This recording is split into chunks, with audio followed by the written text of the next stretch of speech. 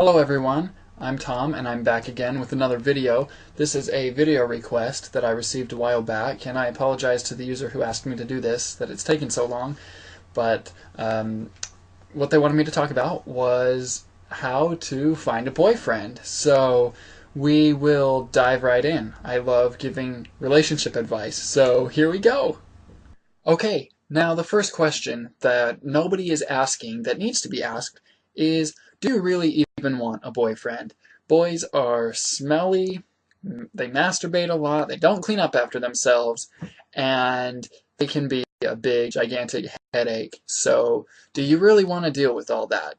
I know that you probably want some lovin' to be coming your way, but you need to make sure that you're ready to give back some of that lovin'. Otherwise, you're just setting yourself up for a lot of hurt and a lot of pain. So think about that. One thing that you want to consider on your quest for love is which type of boy you want to date.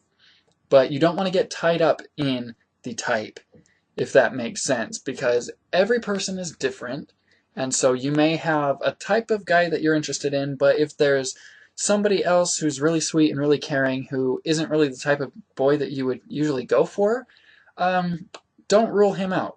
I think that types can be important because they can help you find someone who's got common interests. So in short, I would say use the type as a template and then go from there.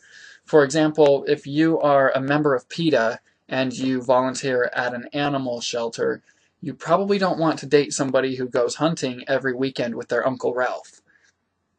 Now, there are some people out there who I like to classify as raging douchebags, and you just want to stay away from them. If you've got nothing in common with this particular type of person, then don't even bother, really. But you do need to remember that regardless of the type, regardless of interest and taste and all that, most everybody has the potential to be sweeter than a cotton candy cloud. Something else that you need to remember is that looks do matter. I know that it comes off as really shallow when you say that looks do matter, and I know that you come off as really sweet when you say that looks don't matter. But I do think that there needs to be some sort of initial attraction, and that is oftentimes found in physical appearance. Now, this doesn't mean that you need to be super picky and date somebody who looks like one of those plastic fake people on Jersey Shore. I'm just saying that there needs to be something that draws you into this person, probably physically as well as personality-wise. Shrek was a great movie, but you probably don't want to find a green man who bathes in mud and brushes his teeth with bug guts. So, if you do, then that's fine. You've found your prince. Go get him. But what I'm saying is you should probably find somebody who's got some hygiene, who has their act together a little bit, and maybe has a nice smile or nice eyes or something like that. Another thing that is incredibly important for you to remember is something that is really obvious, but that is to be yourself.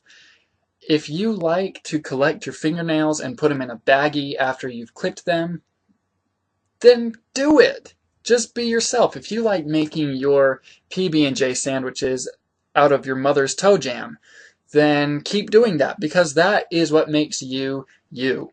And I cannot promise you that somebody is going to be into that or share that interest with you, but the right person will love you not in spite of that, but love you because of that. You also need to remember to get out there and look around. This is not 1955 anymore. You cannot just expect to sit by your telephone all day and wait for Mr. Right to give you that magical phone call. You need to get out there and DIY and do it yourself. Now you might be asking yourself, where do I even begin to look? Where do I even begin to do it myself? And I would tell you that coworkers and classmates are a great resource for you. I'm not saying that you should date your coworkers. You can if you want to, and if the company you work for allows it, or even if they don't, you can just be quiet about it. doesn't matter. But yeah, you want to let them all know that you are looking around. Do not be ashamed or embarrassed that you are single and ready to mingle. Another good idea is for you to hang out in places that you like, places that draw in your types of people, because this can give you an opportunity around and maybe find somebody who's got a common interest, and this can also give you the chance to strike up a conversation. It'll give you a springboard to start a conversation with them.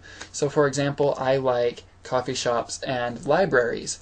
So if I'm in a library and I wanted to approach somebody, I could go up to them and say, "Hey, what book is that? What book are you reading? Oh, I love that book," even if you've never heard of it, or, coffee shop. "Oh, what kind of drink is that? I love that drink," even if it's something disgusting like chai tea. Now make no mistake, I am in no way condoning that you start a relationship based off of lies. If you meet somebody who has 5 kids and you were put away for child molestation and child abuse, don't tell them that you love kids. All I'm saying is that it's okay to show an interest in something that they like, even if you don't like it. Act like you're a little bit interested, at least in what they have to say about it. Another tip that I have is for you to not be afraid of online dating. I know that there's a stigma about meeting people on the internet, and the internet is a tool nowadays. It's not just for nerds and losers, and if it is, then big deal, because you're already on the internet watching this video, so you're good. But I met my fiance on an online dating website, and everything has gone really well, and we are getting married next month. So I would just say, don't knock it until you've tried it, because it's a really good option to find people who maybe aren't really close by geographically for you. I'm marrying someone from a different continent altogether, but you know what I mean. And I've made some friends online, just platonic friends from online dating websites. They can help you find people, if they've got some friends, they might be able to hook you up. So I think it's all about networking, and you've got to get yourself out there if you want a boyfriend, or of course a girlfriend, or whatever. So those are my tips. I hope that you enjoyed these tips. And if anybody has any other recommendations for videos, or if you want me to talk about other relationship stuff, not relationship, that's bad. But yeah, if you guys want me to talk about anything else, then let me know, because I take requests for stuff to talk about.